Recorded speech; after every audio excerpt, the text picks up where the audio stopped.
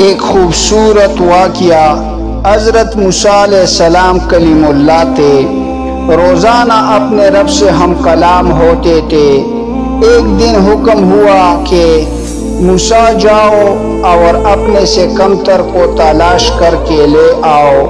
موسیٰ علیہ السلام نے حکم خدا سے سارے کائنات چھان ماری، مگر اپنے سے کم کسی کو نہ پایا۔ شام کو خالی ہاتھ لوٹے۔ اللہ پاک نے فرمایا، اے موسیٰ علیہ السلام، اگر آپ ایک بکری کے بچے کو ہی لے آتے تو ہم آپ کو نبوت سے محروم کر دیتی۔